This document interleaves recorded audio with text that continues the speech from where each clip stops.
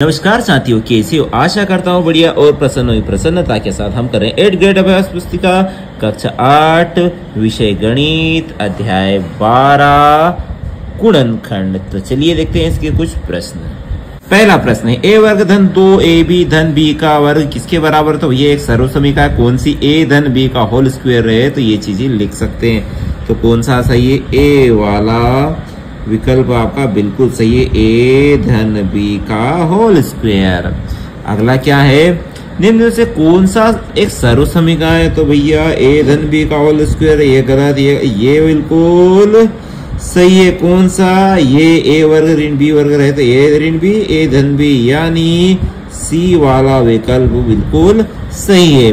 अगला है 8x धन 8 बटे 8 का सरल कीजिए, यानी सरल कैसे करेंगे? 8 कॉमन लेंगे तो x धन 1 बचेगा और नीचे 8, तो 8 से 8 को भाग लगा देंगे तो बचेगा x धन 1। तो विकल्प कौन सा धन सही है? ए वाला विकल्प आपका बिल्कुल सही है, यानी x धन 1। अगला क्या है? अगला है x स्क्वायर धन 8x धन 16 के बराबर क्या होगा? यानी इसका गुणनखंड करेंगे। कैसे करेंगे? तो भैया a धन b का होल स्क्वायर है तो लिख सकते हैं a वर्ग धन 2ab धन b वर्ग, यानी इसको ऐसा बनाएंगे। कैसे बनेगा? x धन के 4 का होल स्क्वायर प्राप्त होगा, यानी b वाला विकल्प आपका बिल्कुल सही है, x धन के 4 का होल स्क्वायर। अगला है, एक आयत का क्षेत्रफल x स्क्वायर धन 8x धन 15 वर्ग इकाई है। यदि इसकी चौड़ाई है तो इसकी लंबाई ज्ञात कीजिए। यानी आयत का क्षेत्रफल क्या होता है? लंबाई गुणी चौड़ाई। लंबाई चौड़ाई हमें पता है, लंबाई पता करना है, यानी x धन 4 का भाग इसमें लगा देंगे। इसमें कब लगा देंगे? जब इसका गुणनखंड करेंगे। गुणनखंड करेंगे क्या मिलेगा भैया? इसका गुणनखंड करेंगे ना आप, तो मिलेगा आपको x धन 5 और एक मिलेगा x धन के 3 करके देख लेना, और x धन 5 से हम भाग लगा देंगे। ठीक है, तो x धन यानी इसकी लंबाई ये d वाला विकल्प बिल्कुल सही है, करके आप देख सकते हैं। अगला प्रश्न है, दिए गए पदों में सार्व यानी उभयनिष्ठ गुणनखंड ज्ञात करना है। तो पहला क्या है? पहला है 2y और 24xy। तो इसमें क्या उभयनिष्ठ है? 2 यहाँ है तो 24 में भी तो 2 होता है। 12 दूना 24, यानी 12 गुणी 2 लिख सकते हैं इसको। और x है क्या? नहीं है साहब, x है यहाँ है, y है यहाँ और यहाँ, तो सारो गुणनखंड क्या प्राप्त होगा? 2y सारो गुणनखंड, यानी 2y यहाँ भी है और यहाँ भी है। और इसमें क्या है?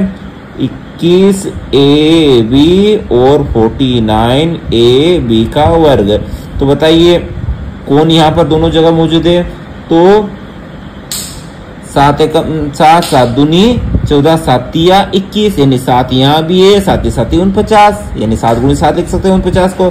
तो 7 दोनों जगह है, a यहाँ भी है, a यहाँ भी है, b यहाँ भी है, b यहाँ भी है। तो क्या उत्तर आया? वे सारो गुणनखंड आया 7ab। प्रश्न 7वां है, 12x ऋण 48 को भाग दीजिए 6 से। तो क्या है? पहला प्रश्न है 12x ऋण के 48 भागित यानी बटे 6। अब यहाँ 12 है, 48 में भी 12 होते हैं। कैसे? 12 12 12 24 बढ़ते ऐसे 12 चौक 48, 12 गुणी 4 लिख सकते हैं 48 को। और 12 यहाँ से कॉमन लेंगे तो भैया ये 12 कॉमन लिया तो बचेगा क्या? x ऋण 12 24 12 तो चौक 12 चौक 48, यानी 4 बचेगा। बटे क्या है? बटे है आपका 6, 6 कम 6 6 दूनी 12, तो बचा क्या? 2x ऋण के 4। ठीक है, ये हल हो गया। अगला क्या है? ऋण के 36y की घात 3 बटे 9y की घात 2 सब 36 है। ठीक है, तो 2y से ये 3y कटेगा तो 1y बचेगा, और 9 एकम 9 9 दूनी 18 9 17 9 चौक 36, यहाँ 36 लिखा था तो बचा क्या? ऋण के 4y। यही आपका उत्तर है। गुणनखंड ज्ञात कीजिए। पहला है p वर्ग धन 6p ऋण के 16। तो चलिए इस पहले को हल कर देते हैं। p वर्ग धन के 6p ऋण के 16, तो इसके गुणनखंड करें तो इसका और इसका गुणा करेंगे तो ऋण के 16 पी वर्ग आएगा। तो देखिए ध्यान से, इस 6 को ऐसी संख्या ढूंढिए जिनका जोड़ या घटाव 6 पी आए और गुणा ऋण के 16 पी वर्ग आए। तो क्या हो सकती है वह संख्या? 4 चौक 16, 4 और 4 का गुणा भी 16 होता है, लेकिन जोड़ या घटाव करेंगे तो हमें 6 प्राप्त नहीं होगा। 8 एकम 8, 8 दूनी 16, बिल्कुल 8 पी और 2 पी, हमें 16 प्राप्त करेंगे। अब यहाँ समस्या है, इनको घटाना है लेकिन चिन्ह यहाँ पर धन का आना चाहिए। तो ये बड़ा भाई क्या रहेगा? धन का रहेगा, ये छोटा भाई ऋण का रहेगा। तो देखिए 8 पी में से 2 पी गए तो धन के 6 बचेंगे, लेकिन गुणा होगा तो ऋण आएगा। ठीक है, अब यहाँ से इस हिस्से को देखिए ध्यान से, तो पी कॉमन लेंगे तो बचेगा पी धन 8।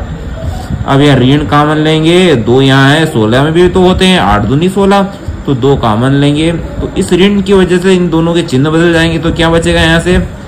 पी धन 16 में से 2 निकल के गुणे वाले, तो 2 8 16 यानी 8 बचेगा। अब पी धन 8 यहाँ भी है, पी धन 8 यहाँ भी है, हम सही दिशा में जा रहे हैं। तो पी धन के 8 कॉमन लेंगे तो बचेगा क्या?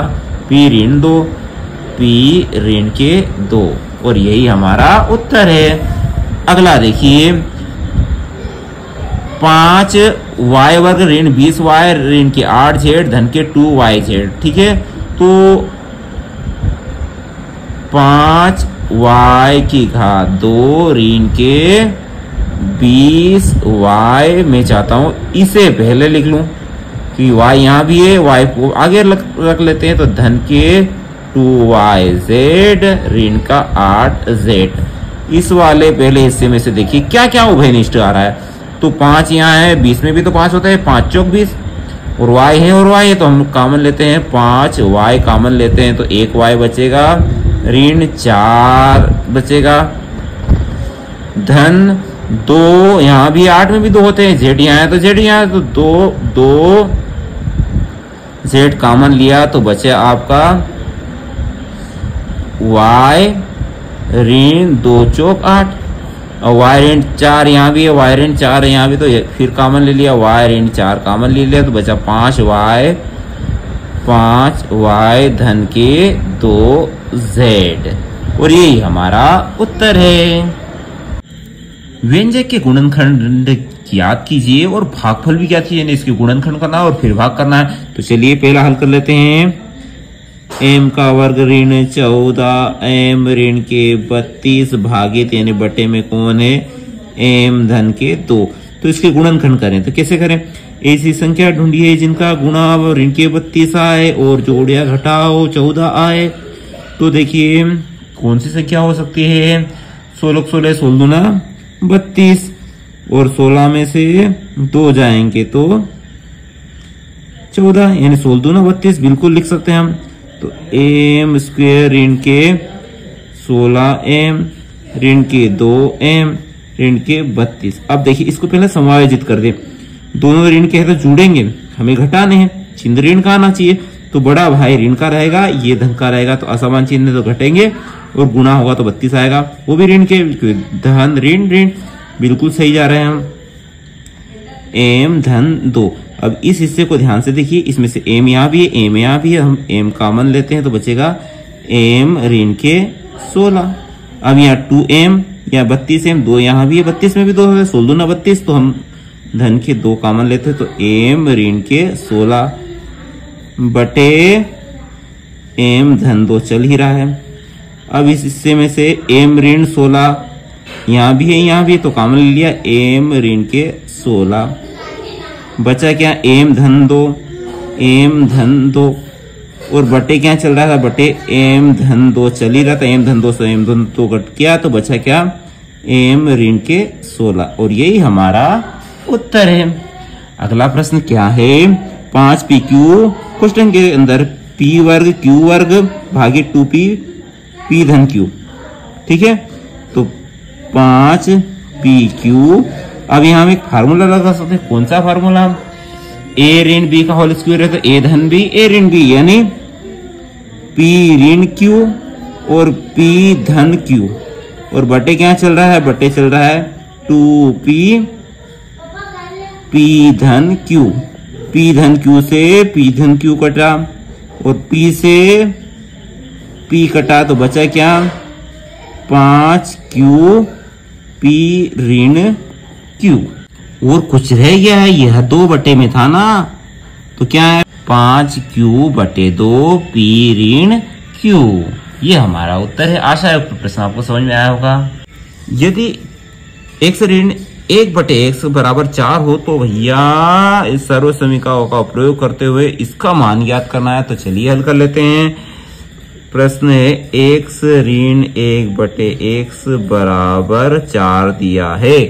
अब इसको पूरे का वर्ग कर दे तो क्या मिलेगा, x ऋण 1 बटे x का वर्ग किया और 4 का वर्ग किया तो 16। ठीक है, अब यहाँ एक फार्मूला लगा सकते हैं क्या, a ऋण b का होल स्क्वायर है तो हम लिख सकते हैं a वर्ग ऋण 2ab धन b का वर्ग। बस इसमें लगे a बराबर x है और b बराबर ऋण 1 बटे x है। ठीक, a वर्ग यानी x वर्ग ऋण 2a और 1 बटे x।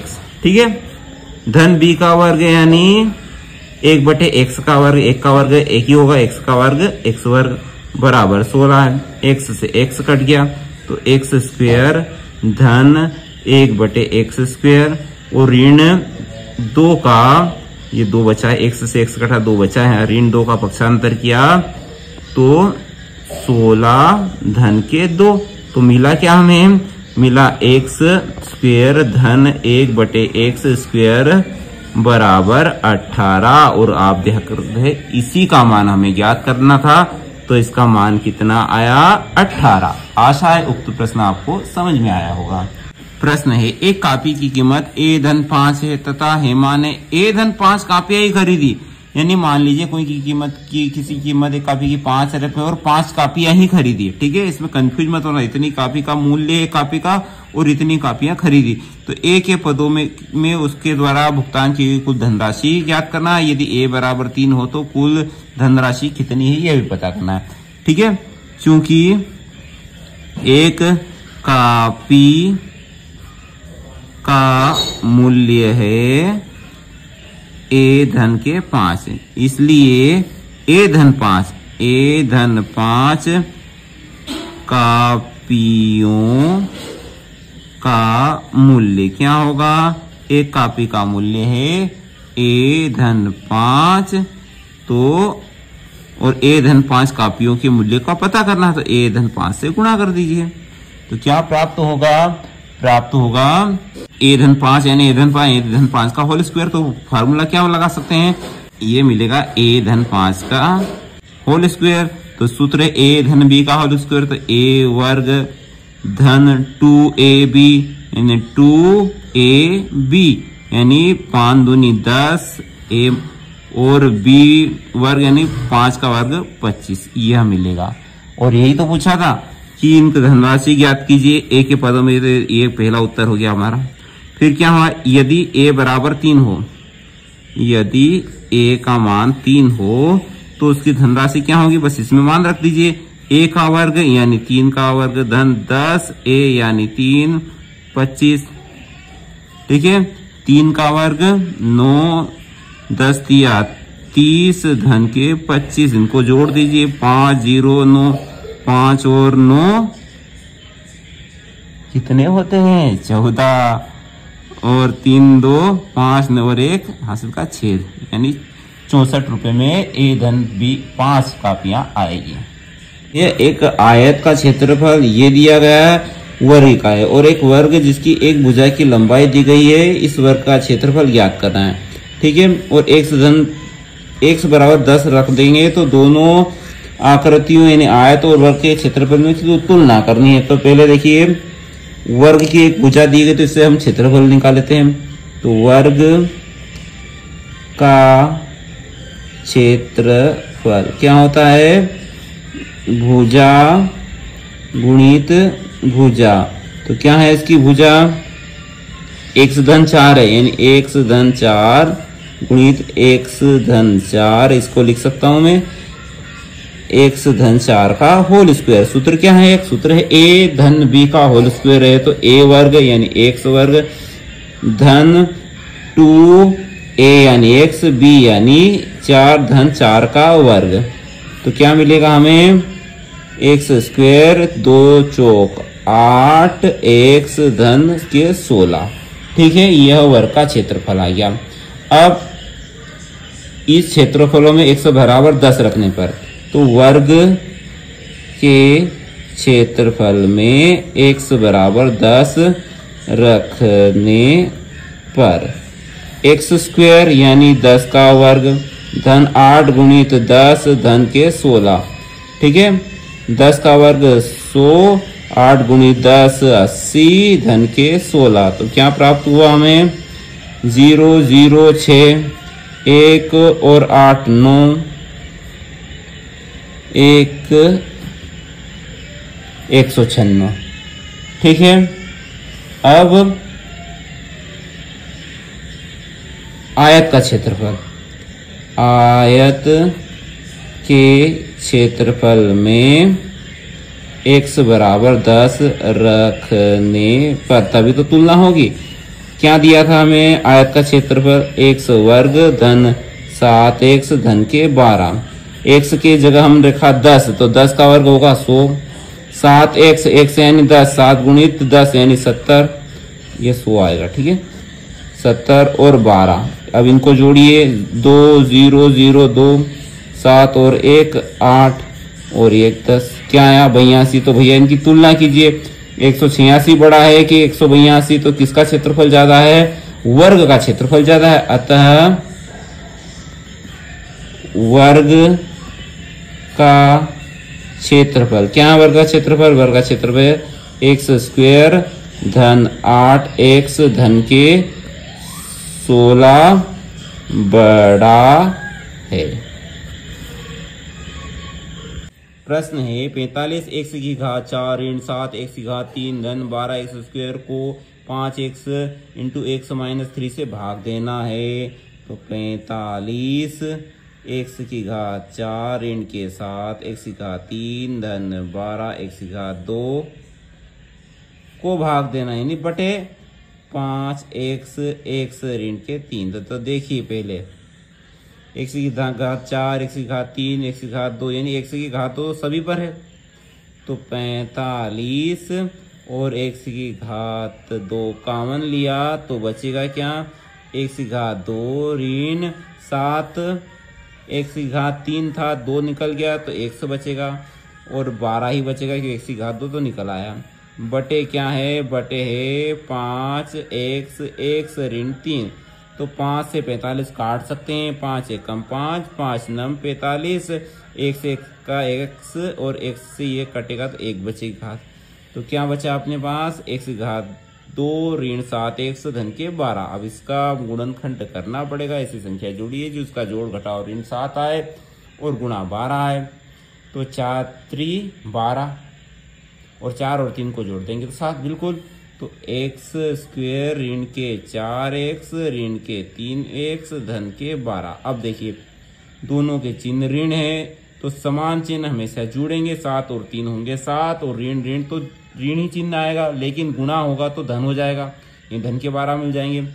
ठीक है, ये और इधर बचा क्या है? ये बचा है 9x 9x और नीचे क्या बचा है? नीचे बचा है x ऋण के 3। अब 9x इस हिस्से में से कॉमन लीजिए आप, x यहाँ भी x यहाँ भी, तो x कॉमन लिया तो बचेगा x ऋण 4 x ऋण के 4 ऋण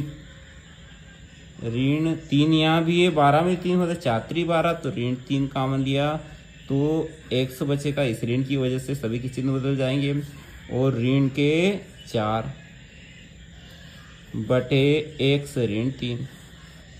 अब क्या है? 9x x ऋण 4 x ऋण 4 यहाँ भी है तो एक बार लिख दिया x ऋण 3 x ऋण 3 और बटे में क्या है? बटे में x ऋण 3, x ऋण 3 से x ऋण 3 गया, x ऋण 3 से x ऋण 3 गया तो बचा क्या? 9x x ऋण के 4 यह हमारा उत्तर है। आशा है उक्त प्रश्न आपको समझ में आया होगा। व्यंजन 5p वर्ग ऋण 25p धन 20 को क्रमशः इससे द्वारा विभाजित करना है और बताइए किस भाजक द्वारा दिया गया व्यंजक पूर्णतया विभाजित है। तो पहले भैया इसका हम क्या करेंगे, गुणनखंड कर लेते ताकि करने में आसानी रहेगी।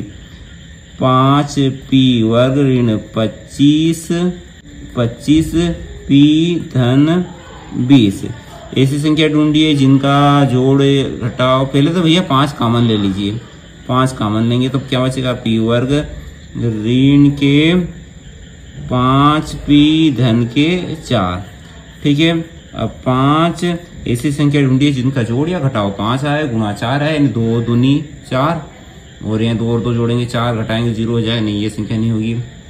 और सोचिए जिनका जोड़ या घटाओ 5 आए गुणा आए 4, तो देखिए 4 एकम 4 और 4 और 1 होते हैं 5, तो लिख सकते हैं हम p वर्ग 4p ऋण 1p धन के 4। अब देखो चिन्ह ऋण ऋण जुड़ जाएंगे और ऋण रहेगा, लेकिन गुणा होगा तो ऋण ऋण धन हो जाएगा और 4 एकम 4। ठीक है, 5 कॉमन लिया तो क्या होगा, p यहाँ भी है, p यहाँ है, p कॉमन लिया तो p ऋण के 4। यहाँ से ऋण 1 कॉमन लेंगे तो कुछ भी नहीं, तो 1 तो है इसे, तो बचेगा क्या, इस ऋण की वजह से चिन्ह बदल जाएंगे, यहाँ p और ऋण के 4। तो 5 p ऋण 4 है, यहाँ भी p ऋण 4 है तो कॉमन ले लिया p ऋण के 4, बचेगा क्या, p ऋण 1 p ऋण के 1।